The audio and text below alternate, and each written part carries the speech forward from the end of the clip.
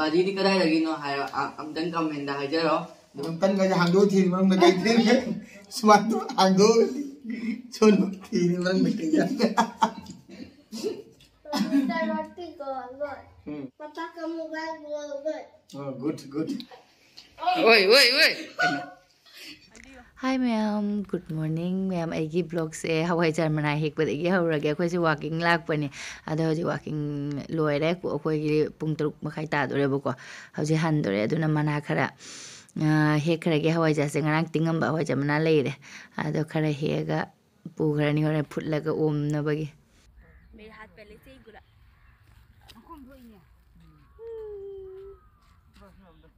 फसद रहा मगर आंटी खुद ही फसद रहा hello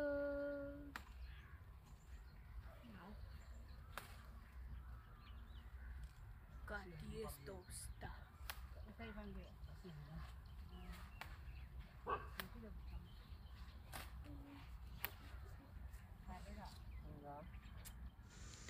mana khara di hekle phaja ba khallaga ando akhoi se walking khatang di thenge hojik winter vacation angang ching gi shuti leiramina ko khatang thengna hana akhoi gi se chatlam bodu khara hena mu chat ko as numi thogle yang thongna sangang ando hojik se mi kaino to ngalli bena ko khara su langna ba su akhoi di hallani yum thabak leina banina thank you ओए चले bye Harmu ichi oina somda chakhare akoina sida si gali sida changduin ado akhoi gi changpham sida su gate siga da su ko hawai jar mana phaja badi sida ngano leire pale sida su mani ga thakkhare phaja ba yenga जा रहे सामने ना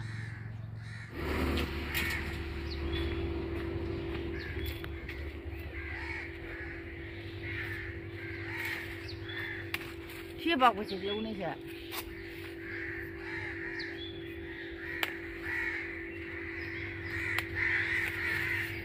hawai jar mana hek loirakpade aigi lai kana basde chakhraga thabulosha lai khurama doini na aduna walking de hanmada lai khara de adum he ado kundo ahum gak je thokna lere mi boundary mapan de gi si uaina aigi lai de katpa tamboi mar khara di he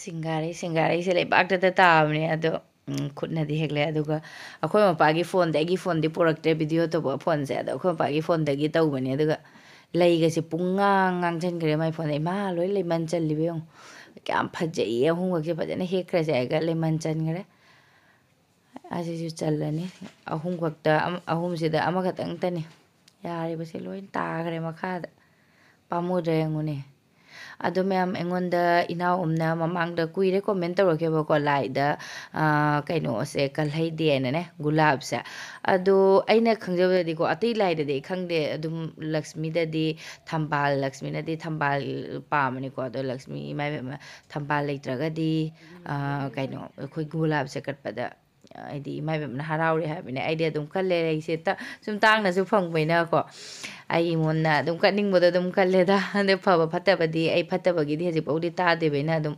kalle khara di lai su he juba ko sum de ke de khara he ga haji yumda sangani ngangani do hogolam da khangdi ai lak pada sonu se hagos sanare ai ye lai se khara di le haji se thabak loi shalaga dup thana ba tawrani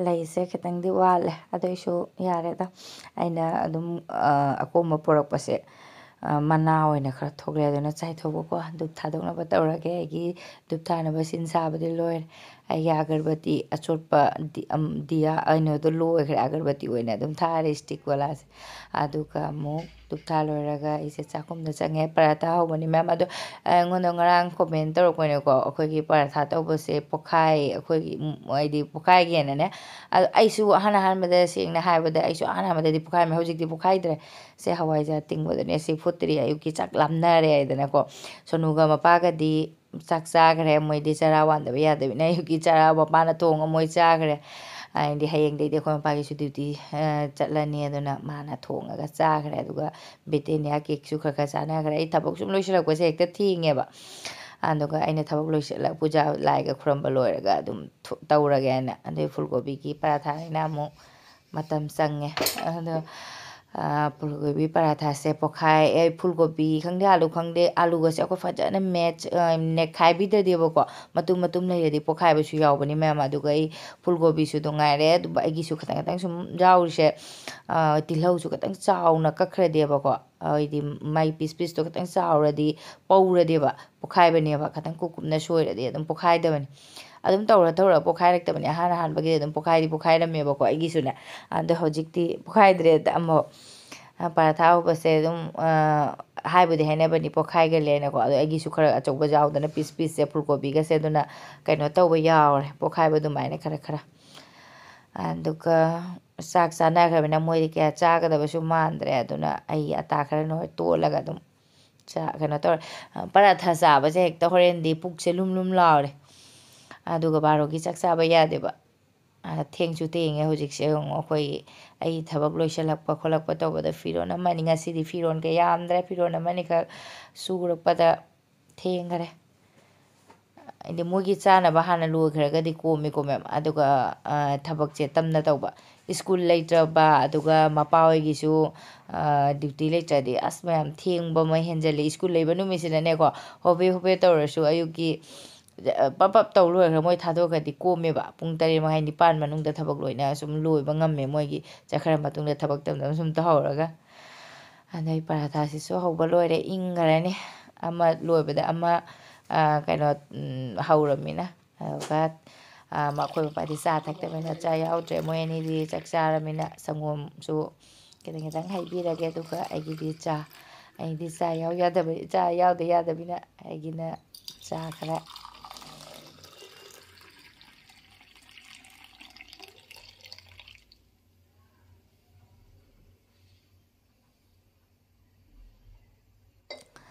ꯄꯔꯨꯒ ꯁꯣꯅꯨꯒꯁꯦ ꯃꯊꯛꯇ ꯆꯠꯈ꯭ꯔ ꯃꯥꯜꯂꯦ ꯏꯪꯁꯨ ꯏꯪꯓꯜꯂꯦ ꯊꯕꯛ ꯇꯧꯔꯗꯤ ꯃꯌꯥꯝ ꯏꯪꯗꯦ ꯑꯗꯨꯒ ꯊꯕꯛ ꯇꯧꯗ꯭ꯔꯗꯤ ꯏꯪꯉꯦ ꯆꯥꯁꯨ ꯂꯣꯏꯔꯦ ꯑꯗꯨꯒ ꯃꯊꯛꯇ ꯄꯨꯔꯒ ꯊꯛꯎꯔꯁꯤꯔ ꯀꯩꯅꯣ ꯑꯗꯨꯒ ꯁꯤ ꯊꯛꯏ ꯃꯅꯨꯡꯗ ꯑꯩꯒꯤ ꯍꯋꯥꯏꯖꯥꯔꯁꯦ ꯐꯨꯠꯀꯠꯂꯝꯃꯒꯦ ꯑꯗꯨ ꯃꯩ ꯈꯔ ꯇꯞꯍꯜꯂꯒ ꯁꯤ ꯃꯥ ꯐꯨꯠꯅ ꯂꯩꯖꯍꯧꯔꯅꯤ ꯑꯗꯨꯒ ꯑꯩꯈꯣꯏꯁꯦ ꯃꯄꯥꯗꯩꯅ ꯃꯄꯥꯏꯔꯣ ꯃꯊꯛꯇ ꯀꯥꯈ꯭ꯔꯁꯤ ꯍꯥꯏꯅ ꯍꯥꯏꯕꯀꯣ ꯃꯊꯛꯇ ꯁꯣꯅꯨꯒ ꯄꯔꯨꯒ ꯐꯛ ꯊꯥꯔꯒ ꯃꯣꯏ ꯅꯨꯡꯁꯥꯗ ꯉꯥꯏꯍꯥꯛ ꯐꯝꯃꯤ ꯑꯗꯨꯒ ꯅꯨꯡꯁꯥꯗ ꯐꯝꯅ ꯑꯩꯈꯣꯏꯁꯨ ꯕ꯭ꯔꯦꯛꯐꯥꯁ ꯇꯧꯔꯒꯦ ꯕ꯭ꯔꯦꯛꯐꯥꯁ ꯍꯥꯏꯁꯦ ꯍꯧꯖꯤꯛ ꯄꯨꯡ 8:00ꯃꯨꯛ ꯍꯦꯜꯂꯦ ꯃꯌꯥꯝ ꯑꯩꯈꯣꯏ ꯕ꯭ꯔꯦꯛꯐꯥꯁꯁꯦ ꯊꯦꯡꯉꯦ ꯃꯊꯛꯇ ꯀꯥꯔꯒ ꯐꯖꯅ ꯆꯥꯊꯔꯨꯔꯒꯦ ꯅꯨꯡꯁꯥ ꯌꯥꯏꯅ ꯁꯨꯇꯤ ꯂꯩꯕꯅꯤ ꯁꯛꯀꯥꯁꯦ ꯂꯣꯏꯔꯦ ꯍꯌꯦꯡ ꯖꯣꯏꯟ ꯇꯧꯗꯣꯔꯦ ꯑꯅꯤ ꯇꯧꯏꯁꯦ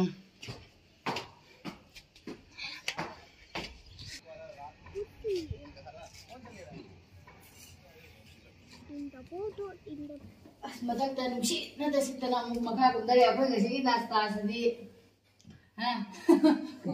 बर्फ तारे ꯑꯩ ꯆꯥꯒꯁꯦ ꯇꯤ ꯍꯥꯏꯗ ꯇꯥꯗꯔꯦ ꯁꯤꯗꯤ नंदू चावा हो रहे औरो सब औरो जा रे जमल ꯆꯥꯁꯦ एकदम ए ꯏꯪꯉꯦ ꯂꯣꯏꯅ ꯏꯪꯉꯃꯤꯅ ꯆꯥꯔꯁꯦ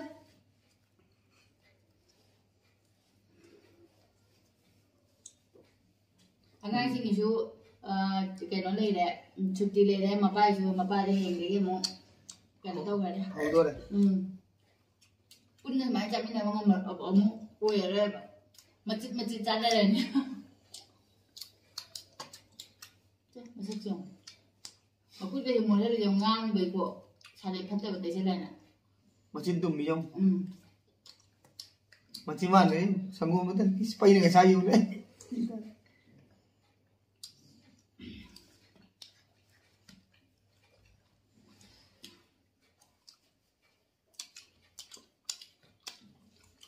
कुछ नहीं होगा बाहर चला वाले लोग रहना हमको सब मार सीना second tip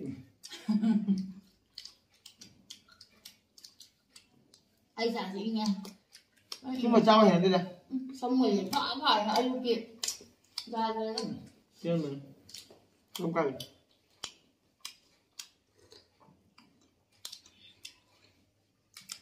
aku tuh làm lao mà chặt chân đi mà đi ăn cái lem nè thì nó không bạc Uncle and the Baji go to I and that. Nung si ay. Ay di puna mam. Nung si ay ka hay. Duli ay kau jara ke? Ay kau jara ke? Say yan bilo. Duli baji ka bole. Baji kai deno. Baji di kadai lagi no hay am dang kam henda hay jaro. Hai biro ay. Anda hay de ro. Da hai biro ay da. Maron chu dum yo. Dede. Nam ay Manipuri jam na hay ke du. Mai ke ro na.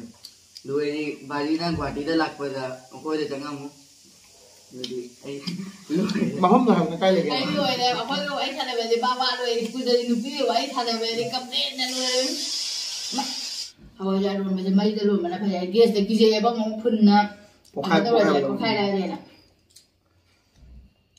Hai da baji Guwahati lak ba changa mo wan. Do Guwahati kai lagi hai da bana. Guwahati airport kahi kuchi udit nagar da lai. Gari pa le bo sun. Khwal kai. Nani kai lagi ba? घर पे Amuk saulu na tuk tare. Aru da wa ga ni da handal da ko de. Garam na. कैसा है? Ma'am गरम तवी है मामा ठंडा तवी गंदा है ऐसे करके गंदा है बोला पारू भाई ऐसे गंदा है टेस्टी नहीं है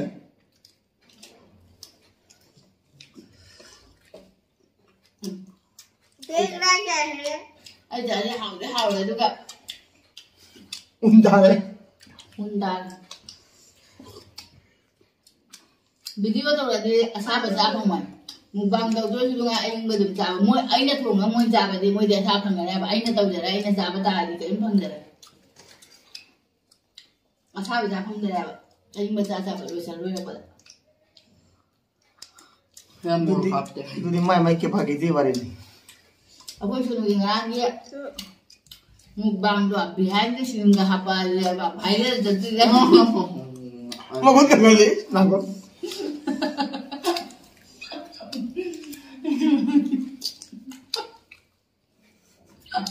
ये वाला चीज में काटना है जो Abo hab to ba. कहना भाई तो नहीं सुन बताइए Hab te. ने छोड़ो ना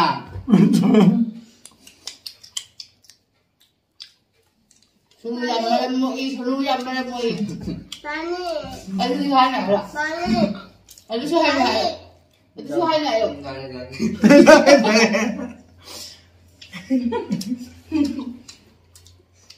थबक जाम भाई यम तन का hàng đôi thì mà người thấy thế hàng đôi मन के मुर्ग जावे दी Sunu sing na ba yo. smart hàng đôi chôn thì mà người thấy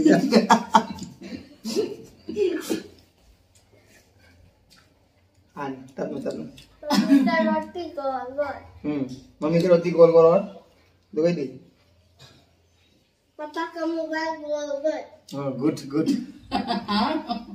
Abo na bo bo. Okay. Mobile पे O bo na. मैं बस plane खाऊंगा ai đi về Like tau ro. Jung ne. Kalpi. Oi oi oi. Ai mai mẹ. Ai à.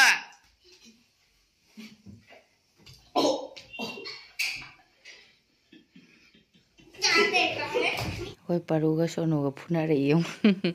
Ada ai hawa ja se kap ta ke kamaga muthale. Ase hangdo yengage mulla baina phana kuina di ai se khamdi kamhan gre tu ka mundi mun badi male chama samna khotna yeng me khaina ngasi gi hawa ja si di khara di lik ti li lik pai di agi se lei tre ba ko hawa ja amuk katanga phut kina ba di katang am ga di thamme ai nam tha da di hawa ja se haw so haw matam chupada hawi da de sum ko ingmo da di amu hen ba da amulle phajana agi se tu ka mana sing se singna chamdoga aduga omjanna ba tawrage mulle agi se aduga konamna chi thokna ba tawrage mahi se yam di yaudre ꯑꯩꯈꯣꯏ ꯃꯄꯥꯁꯦ ꯃꯍꯤ ꯊꯛꯅꯤꯡꯉꯦ ꯍꯥꯏꯔꯝꯕꯅꯤ ꯍꯥꯟꯅꯗꯤ ꯑꯩꯈꯣꯏꯁꯦ ꯄꯤꯛꯏꯉꯩꯗ ꯍꯋꯥꯏꯖꯥꯔ ꯃꯍꯤ ꯌꯥꯝꯅ ꯊꯛꯑꯝꯃꯦ ꯍꯧꯖꯤꯛꯇꯤ ꯊꯛꯅꯤꯡꯗ꯭ꯔꯦ ꯁꯤ ꯀꯌꯥꯝꯒ ꯊꯣꯛꯄ ꯌꯦꯡꯒꯦ ꯑꯩꯈꯣꯏ ꯃꯄꯥ ꯃꯥ ꯊꯛꯅꯤꯡꯉꯦ ꯍꯥꯏꯕꯀꯣ ꯃꯍꯤꯒꯤꯁꯦ ꯌꯥꯝꯅꯗꯤ ꯊꯣꯛꯀꯗꯕꯗꯤ ꯃꯥꯟꯗꯦ ꯑꯗꯨꯏꯁꯨ ꯉꯥꯏꯍꯥꯛ ꯆꯤꯊꯅ ꯊꯝꯃꯗꯤ ꯊꯣꯛꯂꯛꯄꯉꯦ ꯊꯣꯛꯆꯔꯛꯄ ꯍꯥꯏꯅꯤ ꯑꯗꯨꯒ ꯁꯤ ꯑꯣꯝꯅꯕ ꯑꯃꯨꯛ ꯇꯧꯔꯒꯦ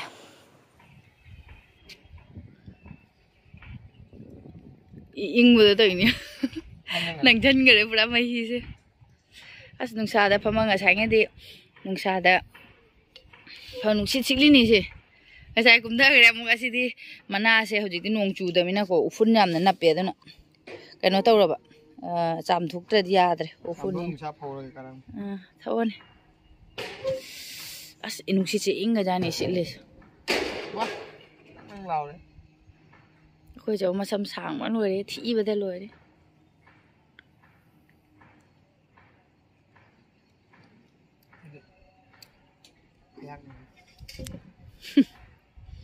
ꯈꯤꯇꯪꯕꯨꯗꯤ ꯈꯥꯆꯣꯛ ꯇꯧꯕꯅꯤ ꯑꯗꯨꯕꯨꯗꯤ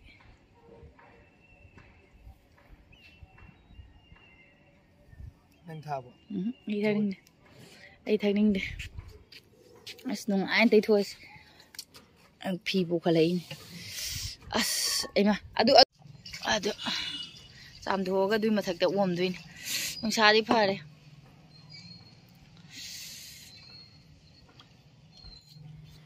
ꯃꯅꯥꯁꯤꯡꯁꯦ ꯑꯁꯦꯡꯕ ꯎꯐꯨꯟ ꯐꯖꯅ ꯅꯞꯄꯦ ꯑꯁꯤꯐꯥꯎꯗ ꯁꯦꯡꯅ ꯆꯥꯝꯊꯣꯛꯑꯒ ꯑꯅꯤꯔꯛ ꯇꯩꯊꯣꯔꯛꯄꯗꯐꯥꯎꯗꯀꯣ ꯋꯥꯎꯅ ꯂꯩꯕ ꯑꯗꯨꯃꯥꯏꯅ ꯇꯧꯋꯦ ꯑꯗꯨꯝ ꯅꯣꯡ ꯆꯨꯕ ꯃꯇꯝꯗꯒ ꯑꯣꯏꯗꯤ ꯁꯨꯝ ꯇꯩꯊꯣꯛꯑꯒ ꯑꯗꯨꯝ ꯑꯣꯝꯁꯤꯟ ꯌꯥꯕ ꯁꯤꯗꯤ ꯆꯥꯝꯗꯗꯤ ꯌꯥꯗ꯭ꯔꯦ ꯎꯐꯨꯟ ꯐꯖꯅ ꯅꯞꯄꯦ ꯑꯗꯨꯒ ꯑꯩꯅ ꯏꯁꯤꯡ ꯌꯥꯎꯔꯗꯤ ꯑꯃꯨꯛ ꯅꯨꯡꯉꯥꯏꯔꯣꯏꯅ ꯅꯨꯡꯁꯥꯁꯦ ꯑꯁ ꯅꯨꯡꯁꯨ ꯅꯨꯡꯉꯥꯏꯔꯦ ꯅꯨꯡꯁꯤꯠꯁꯨ ꯁꯤꯠꯂꯤ ꯅꯨꯡꯁꯥꯁꯤꯅ ꯈ꯭ꯋꯥꯡꯒ ꯖꯥꯏꯔꯦ ꯅꯨꯡꯉꯥꯏꯔꯦ ꯑꯩ ꯃꯅꯥꯁꯤꯡꯁꯦ ꯀꯪꯉꯦ ꯂꯩꯄꯥꯛ ꯅꯞꯄ ꯑꯗꯨꯃꯥꯏꯅꯗꯤ ꯌꯦꯡꯉꯨ ꯑꯐ ꯈꯜꯂꯒ ꯑꯩꯅ ꯊꯥꯖꯤꯜꯂꯦ ꯑꯗꯨꯒ ꯎꯝꯖꯤꯟꯈ꯭ꯔꯒꯦ ꯅꯨꯡꯁꯥꯁꯦ ꯉꯥꯏꯍꯥꯛꯇꯪ ꯍꯟꯗꯛꯇꯤ ꯏꯪꯊꯝꯊꯥꯅꯤꯅ ꯅꯨꯃꯤꯠ 4-5ꯃꯨꯛꯇꯤ ꯑꯣꯝꯗ ꯑꯃꯨꯛ ꯌꯥꯔꯔꯣꯏ ꯁꯥꯕ ꯃꯇꯝꯗꯗꯤꯀꯣ ꯅꯨꯃꯤꯠ ꯉꯁꯤ ꯑꯣꯝꯃꯦ ꯍꯌꯦꯡ ꯂꯩꯒ ꯍꯪꯆꯤꯠ ꯑꯗꯨꯝ ꯊꯨꯒꯥꯏꯕꯗ ꯁꯨꯝ ꯃꯥꯒꯤ ꯃꯔꯦꯛ ꯊꯥꯡꯉꯝꯃꯦ ꯑꯗꯨꯒ ꯍꯧꯖꯤꯛꯇꯤ 4-5 ꯑꯃ ꯊꯝꯗꯗꯤ ꯌꯥꯔꯔꯣꯏ ꯏꯪꯊꯝꯊꯥꯅꯤꯅ ꯑꯗꯨꯒ ꯃꯩ ꯇꯥꯟꯒ ꯀꯩꯀꯩ ꯂꯩꯔꯗꯤ ꯃꯊꯛꯇ ꯊꯝꯕꯤꯕ ꯌꯥꯕ ꯏꯪꯊꯝꯊꯥꯅꯤꯅ ꯊꯨꯅ ꯑꯣꯏꯔꯔꯣꯏ ꯑꯩꯅ ꯑꯣꯏꯍꯟꯅꯤꯡꯕꯁꯦ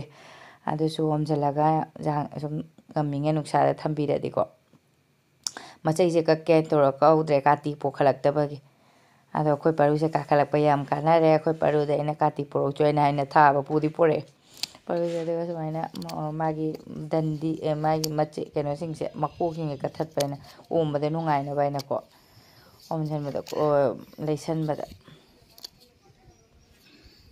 ꯑꯗꯨꯝ ꯃꯅꯥ ꯂꯩꯔꯕꯅꯤꯅ ꯅꯨꯡꯉꯥꯏꯔꯦ ꯂꯩꯇꯗꯤ ꯑꯗꯨꯝ ꯐꯤꯗ ꯑꯣꯝꯃꯣ ꯍꯥꯏꯅ ꯃꯌꯥꯝꯅ ꯀꯣꯃꯦꯟꯗꯁꯨ ꯍꯥꯏꯕꯤꯔꯛꯄꯁꯨ ꯌꯥꯎꯔꯦ ꯑꯗꯨꯝ ꯌꯥꯕꯅꯦꯅꯅꯦ ꯑꯗꯣ ꯃꯅꯥ ꯂꯩꯔꯕꯅꯤꯅ ꯑꯩꯅ ꯁꯨꯝ ꯍꯩꯖꯔꯨꯕꯗꯣ ꯁꯨꯃꯥꯏꯅꯗ ꯑꯗꯨꯝ ꯇꯧꯔꯃꯤꯅ ꯑꯁꯨꯃꯥꯏꯅ ꯑꯁꯨꯝ ꯑꯣꯝꯃꯦ ꯑꯩ ꯃꯅꯥ ꯊꯥꯖꯤꯜꯂꯦ ꯐꯤ ꯑꯃ ꯃꯊꯛꯇ ꯁꯨꯝ ꯑꯣꯝꯁꯤꯟꯕꯀꯣ ꯑꯗꯨꯃꯥꯏꯅ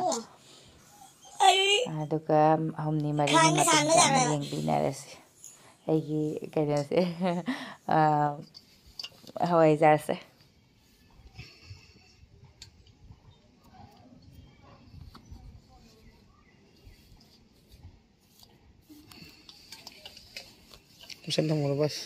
ꯑꯩꯒꯤ ꯍꯋꯥꯏꯖꯥꯔꯗ ꯑꯣꯝꯅꯕ ꯑꯩꯈꯣꯏ ꯃꯕꯥꯒꯤ ꯐꯪꯖꯔꯛꯄ ꯇꯥꯋꯦꯜ ꯑꯃ ꯂꯩꯌꯦꯕ ꯑꯗꯨ ꯀꯗꯥꯏꯗ ꯊꯝꯈ꯭ꯔꯒꯦ ꯈꯪꯗ꯭ꯔꯦ ꯑꯩꯁꯦ ꯑꯗꯨꯅ ꯑꯩꯅ ꯁꯤꯒꯤ ꯐꯤꯁꯤꯅ ꯇꯧꯔꯦ ꯍꯣꯔꯦꯟ ꯍꯧꯖꯤꯛꯇꯤ ꯅꯨꯡꯁꯥꯗ ꯊꯝꯃꯝꯃꯅꯤ ꯑꯗꯨꯒ ꯍꯣꯔꯦꯟ ꯅꯨꯡꯗꯥꯡ ꯄꯨꯁꯟꯕꯗ ꯇꯥꯋꯦꯜ ꯑꯃꯨꯛ ꯌꯣꯝꯁꯜꯂꯅꯤ ꯃꯊꯛꯁꯤꯗ ꯏꯪꯕꯅꯤꯅꯀꯣ ꯂꯣꯏꯔꯦ ꯍꯧꯖꯤꯛ ꯅꯨꯡꯁꯥ ꯊꯝꯃꯦ